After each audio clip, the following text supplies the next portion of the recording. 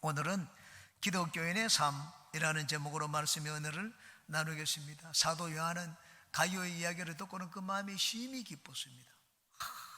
내가 이 가룟에게 무슨 복을 주면 좋을까? 사도 요한이 가룟 사도에게 최고의 축복의 기도를 빌어주었습니다. 네 영혼이 너무 잘 되었구나. 내 영혼이 잘된 같이 범사가 잘되고 강건하기를 간절히 원한다. 그렇게 기도해 주었습니다. 진실로 가룟은 보니까 믿은 지 얼마 되지 않았지만 참 기독교인의 삶을 사는 모습을 보였습니다. 참 기독교인의 삶은 어떤 것입니까? 오늘 이 말씀을 중심으로 세 가지를 같이 살펴보겠습니다. 첫 번째, 기독교인은 여유가 있는 삶을 살아야 됩니다. 한번 따라해 주시기 바랍니다. 여유가 있는 삶. 첫째, 기독교인은 물질의 여유가 있어야 됩니다. 사도 요한이 가룟에게 삼중적인 축복을 빌어준 것은 네가 물질이 풍성하여 더욱더 선한 일을 하는 기독교인이 되기를 원한다 하는 그런 마음에서 물질의 복을 빌어 주었습니다. 범사가 형통하도록 복을 빌어 주었습니다. 더 많은 물질의 축복을 받아 네가 하는 일을 계속하기를 원한다 하는 그런 마음을 전했습니다. 여러분, 곳간에서 인심이 난다는 말이 있지 않습니까? 우리가 선을 행하고 나누고 베풀기 위해서는 곳간에 양식이 있어야 됩니다. 아무것도 없는데 도와주려고 해도 도와줄 것이 없고 말밖에 하지를 못합니다. 나눠줄 물질이 있어야지 선을 베풀 수가 있습니다. 그러므로 우리 기독교인이 나누고 베푸는 삶을 살기 위해서는 곳간이 풍성해야 됩니다. 재물에 물질의 복을 받아야 됩니다. 우리 기독교인은 물질을 구하는 이유가 어디 있습니까? 나누고 베풀기 위해서입니다. 선을 행하기 위해서입니다. 하늘나라 가면 하나님이 우리의 점수를 매깁니다. 우리 점수를 매길 때 다른 점수는 하나도 없습니다. 선을 행한 것, 그것을 가지고 우리의 점수를 매깁니다. 기독교인은 상대방이 어떻게 되든 상관없이 돈만 벌면 그만이다, 나만 잘 되면 그만이다, 그런 생각을 가져서는 안 됩니다. 기독교인이 돈을 버는 이유가 있습니다. 그것은 나누기 위해서입니다. 여러분은 나누기 위해서 물질적으로 여유가 있는 그런 삶을 사시기 바랍니다. 그 다음 또한 기독교인은 시간에 여유가 있어야 됩니다. 저는 지난 수요일에 코로나19에 걸려서 격리를 마치고 교회 출근을 했습니다. 아침 8시에 오는데 보통 때보다 일찍 출근을 했습니다. 시간적인 여유가 많았습니다. 1시간 이상 여유가 있었습니다. 커피도 한 잔 사가지고 터미널을 지날 때는 항상 바쁘기 때문에 다른 차로 추월을 했습니다. 빨리 달려가지고 신호등 바로 받아가지고 가기 위해서 막 속도를 내곤 했습니다. 그런데 그날은 여유가 있었기 때문에 그래, 한 번 신호등 바뀌고 안 되면 두 번 바뀌면 되지. 천천히 속도를 내지 않고 갔습니다. 아니나 다를까 신호등을 두 번이나 이렇게 바뀌어서 건넜습니다. 그래도 불편한 것이 없었습니다. 불안하지 않았습니다. 시간에 여유가 있었기 때문입니다. 강릉역에 앞에 와서는 거기 건널목이 있습니다. 건널목에서 한 행인이 지나갔습니다. 행인이 지나가길래 저는 지나가도 되지만 거기서 멈추었습니다. 저기 발을 들여가지고 이제는 이 보도에 인도에 들어선 건널목에 들어선 행인이 건너기 때까지 차를 멈추었습니다. 그러자 제 옆에 차선에 있던 차도 오다가 제가 멈춘 것을 보고 멈추는 걸 봤습니다. 두 차가 멈추니까는 그 행인은 가면서 인사를 하고 지나가는 것을 보았습니다. 아무것도 아닌데 인사까지 받았습니다. 야, 내가 이렇게 시간적인 여유가 있으니까는 저분에게 인사를 받는 일은 좋은 일을 했구나. 옆에 행인도 같이 기다려주는 것을 봤습니다. 저는 그 광경을 보고 느꼈습니다. 아, 이것이 기독교인의 삶이로구나 하는 것을 느꼈습니다. 기독교인이 나누고 베풀고 선을 행하기 위해서는 여유가 있어야 됩니다. 물질의 여유뿐만 아니라 시간의 여유도 있어야 하는구나 하는 것을 느꼈습니다. 여러분, 내가 무엇이 막 쫓기는 듯이 막 헐레벌떡하는 그런 인생을 살아서는 선을 행할 수가 없습니다. 그러므로 기독교인은 참 기독교인의 여유 있는 삶을 살기 위해서는 부지런해야 됩니다. 모든 면에 성실해야 됩니다. 다른 사람보다 앞서 있어야 됩니다. 여러분, 삼중 축복의 의미가 무엇입니까? 그건 여유 있는 삶입니다. 물질에도 여유가 있고 시간에도 여유가 있고 건강에도 여유가 있기 때문에 남을 도울 수가 있는 것입니다. 여러분, 우리가 건강을 구하는 것은 단순히 오래 살기 위해서가 아닙니다. 남을 도울 수 있는 힘을 갖기 위해서 우리는 건강을 구하는 것입니다. 여러분, 왜 영혼이 잘 되고자 합니까? 하나님을 내가 알아야지 하나님을 전하지 않겠습니까? 하나님이 얼마나 좋은 분인지 알아야지 하나님을 전할 수가 있습니다. 그래서 우리는 영혼이 잘 되기를 구하는 것입니다. 마찬가지로 시간적인 여유가 있어야지 남을 도울 수가 있습니다. 여러분은 더 성실하시기 바랍니다. 더 부지런하시기 바랍니다. 그 다음 기독교인은 마음의 여유가 있어야 됩니다. 여러분 물질이 있고 시간이 있고 내가 재능이 있더라도 마음의 여유가 없으면 나눠줄 수가 없습니다. 가룟은 참으로 후한 마음을 가졌습니다. 자기 집에 오는 자를 거절하지 않았습니다. 그리고는 잘 대접할 뿐만 아니라 갈 때는 성교비도 들여서 보냈습니다. 마음이 후하고 넉넉했기 때문입니다. 이 뒤에 나오는 이 디오드레베라는 인물이 있습니다. 8절에 그는 아주 옹졸한 자였습니다. 욕심이 많은 자고 최고가 되고자 하는 자였습니다. 9절 10절 한번 보시기 바랍니다. 내가 두어 자를 교회에 썼으나 그들 중에 어뜸되기를 좋아하는 디오드레베가 우리를 맞아들이지 아니하니 그러므로 내가 가면 그 행한 일을 잊지 아니하리라. 그가 악한 말로 우리를 비방하고도 오히려 부족하여 형제들을 맞아들이지도 아니하고 맞아들이고자 하는 자를 금하여 교회에서 내쫓는도다. 자기가 맞아들이지 않으면 그만이죠. 다른 사람이 선한 일을 하려니까 못하게 했습니다. 왜? 자기가 제일 첫 번째가 되어야 되기 때문입니다. 아주 옹졸한 성격을 가진 자였습니다. 인색했습니다. 욕심이 많은 자였습니다.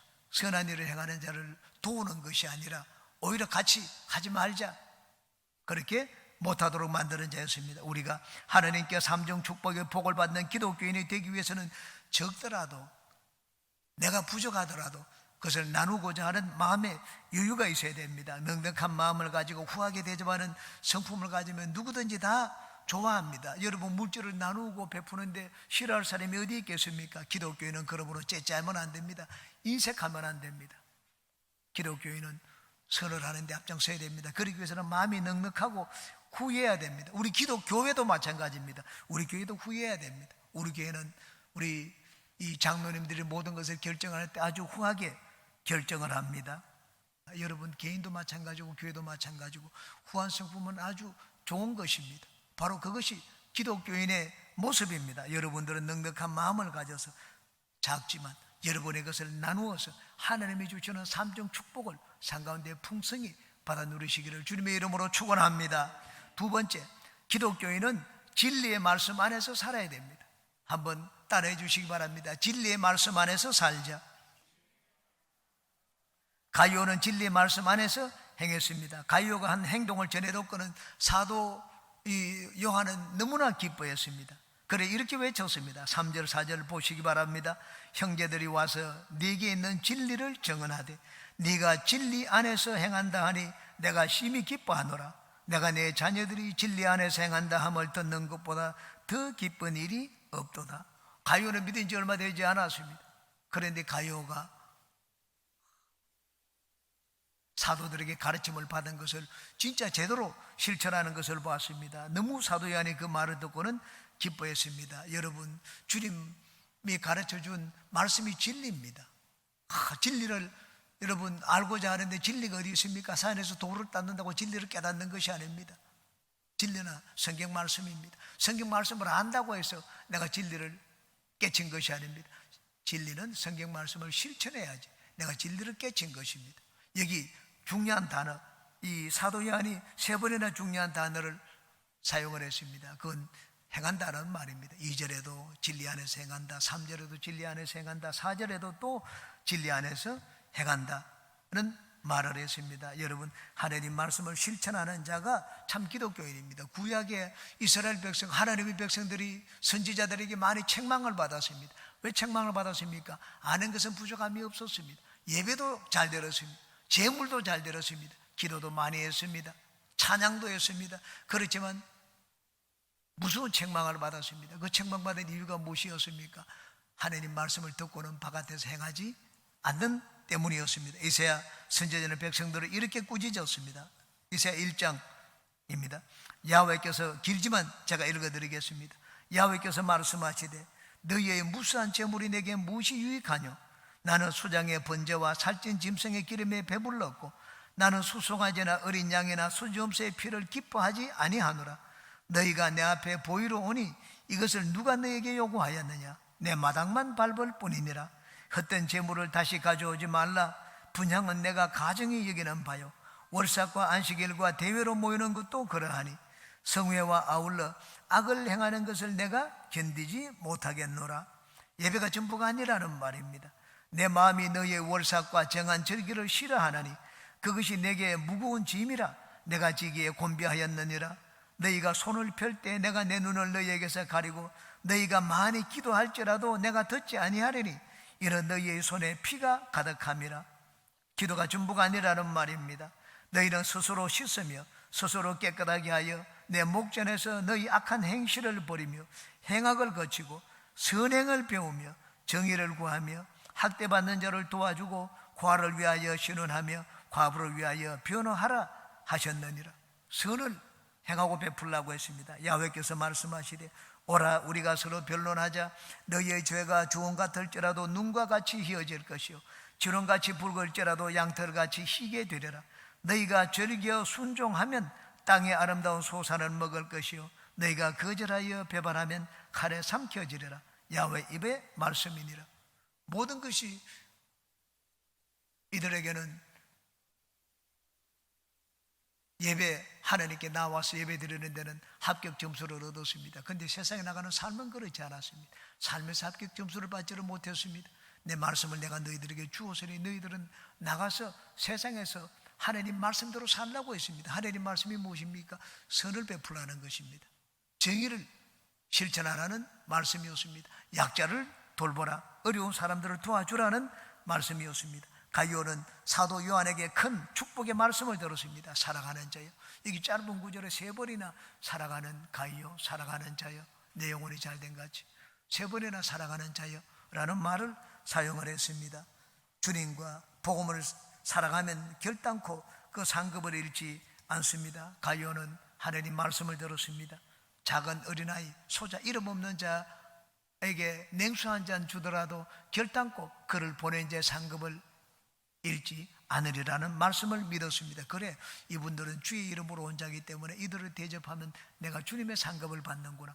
들은 대로 그 말씀을 실천했습니다. 이게 중요한 것은, 진리에 있어서 중요한 것은 행하는 것입니다. 진리라는 말에 3번이나 행한다는 말을 사용했습니다. 3절에도 진리 안에서 행한다, 4절에도 진리 안에서 행한다, 5절에서도 행한다는 단어를 사용했습니다. 그러므로 우리 기독교회는 단순히 하나님 말씀을 듣는 자가 아니라 하나님 말씀을 실천하는 자가 되어야 됩니다. 여러분, 우리가 하나님 말씀을 듣고 배웠으면 그 말씀을 실천해야 됩니다. 믿음이라는 것은 행하는 것입니다. 예수님의 전도성 야고보 선생은 말하기를 행함이 없는 믿음은 죽은 믿음이라. 마치 영혼이 없는 육체가 죽은 것처럼 죽은 믿음이라고 했습니다. 믿음과 행함은 동전의 앞뒷면과 같습니다. 우리가 하나님을 믿으면 그 믿은 대로 실천해야 됩니다. 지금은 부산 광역시로 편입이 되었지만 이전에는 김해 시에 아주 농촌에 교회가 있었습니다. 손연보 목사님이 시무하는 세계로 교회입니다. 손연보 목사님이 전도사 때 그 교회 부임을 해서 갔습니다. 성도가 한 30명 가량 되었습니다. 30-40명 되었는데 한 달 뒤에 전도를 해야 되겠다 결심을 하고 성도들에게 선포를 했습니다. 오늘부터 이제 우리는 전도합니다. 한 사람이 100명씩 전도합니다. 전부 일어서라고 했습니다. 나는 100명을 전도하겠다. 그 말을 하면 앉혔습니다. 그 말을 하면 앉혀주지 않았습니다. 그런데 한 청년이 2시간 동안 말을 하지 않았습니다. 아니, 우리 마을에 성도 수를, 이 마을 주민 수를 다 합쳐도 100명이 되지 않는데 어디 가서 100명을 전도하라는 말이냐. 나는 도저히 그건 진짜 얼토당토 않는 얘기이기 때문에 할 수 없다고 했습니다. 막 그뿐만 아니라 어디로 가든지 불러오면 된다. 우리 마을뿐만 아니라 이웃 마을에도 나는 100명을 전도하겠다. 내가 믿음의 고백을 하라고 했습니다. 하지 않았습니다. 2시간 만에 막 사람들이 빨리 가서 밥을 먹어야 되는데 이 청년 때문에 예배가 맞춰지지를 않았습니다. 여기저기서 그냥 막 웅성거리는 소리가 났습니다. 야, 이 사람아, 빨리 그냥 한다고 그래라. 한다고 그러고 안 하면 되지 않느냐. 말로서 하라. 그러기서 나중에는 마침내 100명을 전다는 고백을 했습니다. 예배가 2시간 뒤에 맞춰졌습니다. 저는 이 손연보 목사님의 선책을 여러 번 읽어보았습니다. 참으로 진짜 일반 사람 같으면 생각할 수 없는 일을 이분이 시작한 것을 봤습니다. 거기에는 사람들이 모이지 않는 아주 구석진 시골 마을이었습니다. 그런데 믿었습니다. 침례 요한이 광야에서 말씀을 전할 때 거기는 사람이 모이지 않는 곳이었습니다. 그런데 하나님 말씀에 순종해서 갔습니다. 너는 광야에 가서 외쳐라. 그 광야에 가서 외쳤습니다. 그러자 많은 사람들이 이 외치는 자의 소리를 듣기 위해서 몰려들었습니다. 하나님 말씀에 순종했기 때문입니다. 기도하면 하나님이 하라는 대로 이 손연보 목사님이 성도들에게 지시를 했습니다. 하나님 말씀을 받은 대로 했습니다. 인간의 생각으로는 진짜 터무니없고 얼토당토 않는 지시였습니다. 그런데 말씀을 하고 또 성도들은 마침내 순종을 했습니다. 그러자 불과 10년이 가지 않아서 3,000명이 되는 교회로 하나님이 부흥시켜 주셨습니다. 나중에는 부산 광역시로 편입이 되어 가지고 부산에 있는 성도들이 거기 이제는 대거 몰려오게 되었습니다. 여러분, 참 기독교인은 하나님의 말씀을 듣고 들은 대로 행하는 자입니다. 하나님 말씀대로 사는 자가 진짜 참 기독교인입니다. 여러분은 모두가 다 하나님의 말씀대로 사는 기독교인이 되시기를 바랍니다. 그래서 하나님이 여러분의 삶의 능력과 축복의 원천과 자원이 되시기를 주님의 이름으로 축원합니다.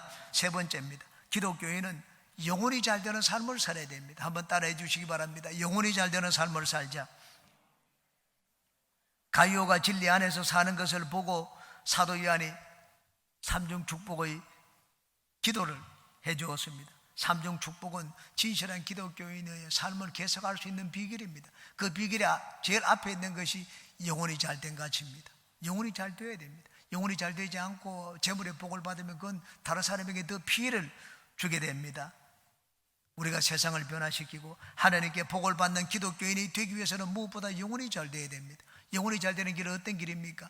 세 가지를 또 말씀드리겠습니다. 첫 번째, 예배에 성공해야 됩니다. 영혼이 잘 되기 위해서는 예배에 열심을 내야 됩니다. 하나님 우리를 지으신 목적과 이유가 어디 있습니까? 하나님 우리를 지으신 목적은 예배입니다. 하나님의 이름을 높이고 하나님을 찬양하도록 하기 위해서 우리를 지었습니다. 그러므로 예배에 성공하면 우리는 하나님의 복을 받습니다. 교회에서도 행복하고 세상에 나가서도 복을 받는 인생을 살게 됩니다. 록펠러가 세계적인 재벌이 된 것은 예배에 성공했기 때문입니다. 어릴 때부터 어머니는 이 아들을 가르쳤습니다. 네가 용돈을 받으면 11조를 떼가지고 항상 오른쪽 주머니에 두어라. 네 오른쪽 주머니는 11조 주머니다. 네가 번 돈을 왼쪽 주머니에 넣고 11조는 떼어서 오른쪽 주머니에 두라고 했습니다. 어릴 때부터 그렇게 가르쳤습니다. 나중에 어머니가 세상을 떠날 때 10가지 유산을 남겼습니다. 유언을 남겼습니다. 신앙적인 유산이었습니다. 그 유언은 그 모든 것이 신앙과 관계된 것이었습니다. 10가지 신앙적 유산은 이렇습니다. 첫째, 하나님을 친아버지로 섬겨라. 둘째, 목사님을 하나님 다음으로 섬겨라. 셋째, 오른쪽 주머니에는 항상 11조를 넣어두어라. 넷째, 원수를 만들지 말라. 다섯째, 항상 앞자리에 앉아서 예배를 드려라. 여섯째, 아침에는 그날의 목표를 세우고 하나님께 기도하라. 일곱째, 잠자리에 들기 전에 하루를 반성하고 기도를 드려라.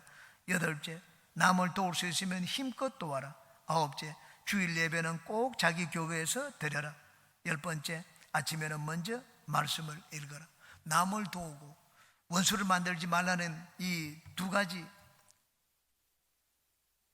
계명 외에는 모두가 다 예배하고 기도하고 하나님을 섬기는 말씀과 관계된 내용입니다. 록펠러가 예배에 성공한 인생이 되었고 하나님은 그 인생에 장수의 복을 주셨고 재물의 복도 주셨습니다. 여러분은 영혼이 잘 되기 위해서 무엇보다도 예배 열심을 내고 예배에 성공하는 모든 분들이 되시기 바랍니다. 두 번째, 영혼이 잘 되기 위해서는 하나님의 말씀을 가까이 해야 됩니다. 우리는 말씀을 많이 읽고 묵상해야 됩니다. 미국 농담에 기독교의 거북이 교인이라는 말이 있습니다. 새는 9일간 먹지 않고 살 수 있습니다. 사람은 12일간 먹지 않고 살 수가 있습니다. 개는 20일간 견딜 수가 있습니다. 그런데 거북이는 500일을 먹지 않아도 삽니다.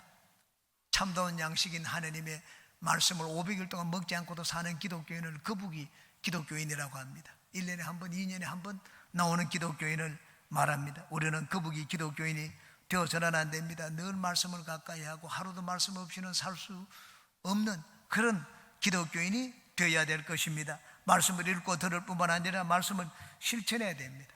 조금 전에 말씀드린 것처럼 가룟은 진리의 말씀을 배운 대로 실천했습니다. 하나님 말씀을 삶 가운데 실천했습니다. 6절에 보시기 바랍니다. 그들이 교회 앞에서 너희 사랑을 정언하였느니라. 네가 하나님께 합당하게 그들을 전송하면 좋으리로라. 복음 전도자들이 이방인들에게 보수를 받지 않았습니다. 주머니에 돈을 넣고 다니지 말라는 그 말씀대로 돈을 가지고 전대를 주머니에 차고 다니지 않았습니다. 그래서 그 복음 전도자들을 이 가룟가 아주 풍성하게 융성하게 대접을 했습니다. 갈 때는 또 선교비도 들려서 보내었습니다. 하나님 말씀대로 실천을 했습니다. 주 이름으로 온 자를 대접하면 주님 그를 보내신 주님의 상급을 받는다. 그것을 철저하게 믿었습니다. 여러분, 우리도 하나님 말씀을 가까이 해야 됩니다. 말씀을 늘 묵상을 해야지 삶 가운데 그 말씀을 실천할 수가 있습니다. 말씀을 보지 않는데 어떻게 실천하겠습니까? 여러분, 주보에 여러분 매일 이번 주 말씀을 여러분에게 적어서 드립니다. 이번 주 말씀은 누가복음 6장 38절입니다. 주라, 그래야면 너에게 돌려주리라. 곧 후이되어 누르고 흔들어 넘치도록 하여 너에게 안겨주리라. 그렇게 말씀을 하셨습니다. 아침에도 일어나면 말씀을 읽고 매일마다 이번 주의 말씀입니다. 오늘은 내가 좀 다른 사람에게 베풀고 나누어야 되겠다. 그리고 저녁에 잠자리에 들 때는 내가 나누고 베푼 일이 있었는가. 그래서 생각해 보십시오. 하나님 말씀을 생각하면 내 삶이 달라지게 됩니다. 여러분은 이번 주에 이 말씀을 매일 묵상하며 그것을 마음에 새기고 또 삶 가운데 실천하며 사는 한 주간이 되시기를 바랍니다. 마지막 세 번째입니다. 영혼이 잘 되는 삶은 주님과 복음을 제일 가는 가치로 삼는 삶입니다. 세상 사람들에게 내 이름을 내는 것, 그것이 영혼이 잘 되는 삶이 아닙니다. 재물을 많이 벌고 세상에서 성공을 해서 큰 주의를 얻는 것, 그것이 영혼이 잘 되는 삶이 아닙니다. 예수님이 우리에게 가르쳐 주신 최고의 계명을 지키는 삶이 영혼이 잘 되는 삶입니다. 예수님이 우리에게 주신 최고의 삶의 계명이 무엇입니까? 주님과 복음을 위하여 살라는 것입니다. 가룟은 주님과 복음을 위하여 내 것 희생입니다. 내 양식을 내놓아야 됩니다. 그래도 주님이 그렇게 하라고 했기 때문에 그것을 최고로 여겼습니다. 여러분, 복음을 위해서 산다는 것은 희생하는 삶입니다. 여러분, 믿음, 예수님을 믿는다. 예수님을 믿는다는 것은 돈벌이 하는 삶이 아닙니다. 예수님을 믿는다는 것은 시간을 바치기 때문에 희생입니다. 예수님을 믿는다는 것은 물질을 바치기 때문에 희생입니다. 여러분, 신앙적인 삶, 믿음의 삶은 내가 뭘 버는 삶이 아닙니다. 하나님 앞에 내 것을 내어놓는 희생적인 삶입니다. 그런데 신기하고도 놀라운 것은 우리가 주님을 위해서 진실한 마음으로 희생하면 하나님이 생각지 않는 복을 우리에게 베풀어 주십니다. 진짜 30배, 60배, 100배로 우리에게 베풀어 주십니다. 여러분, 신앙이 무엇입니까? 신앙은 희생입니다. 예수님은 우리에게 신앙적인 삶을 말씀해 주셨습니다. 마가복음 10장입니다. 예수께서 가라사대 내가 진실로 너희에게 이르노니 나와 및 복음을 위하여 집이나 형제나 자매나 어미나 아비나 자식이나 전토를 벌인 자는 금세에서 집과 형제와 자매와 모친과 자식과 전토를 100배나 받되 핍박을 박해를 겸하여 받고 내세 영생을 받지 못할 자가 없느니라 고 말씀을 했습니다. 예수님을 믿는 우리는 살아도 주를 위해서 살고 죽어도 주를 위해서 죽습니다. 예수님이 복음이 내 삶의 내 인생관의 최고의 가치가 되어야 됩니다. 세가족 전도 축제를 우리는 눈앞에 두고 있습니다. 여러분, 영혼을 주님께 데려온다는 것, 복음을 전하는 것은 희생입니다. 내 시간을 드려야 됩니다. 물질을 드려야 됩니다. 그리고 내 성질도 죽여야 됩니다. 모든 것을 희생해야 됩니다. 그래야지 한 영혼을 주님께 데려올 수가 있습니다. 여러분, 주님을 위해서 희생하는 그것이 바로 영혼이 잘 되는 삶입니다. 여러분 모두가 다 하나님과 사람들 앞에 여러분의 영혼이 잘 되어서 범사에 잘 되고 강간한 생명을 넘치게 얻으시기를 주님의 이름으로 축원합니다.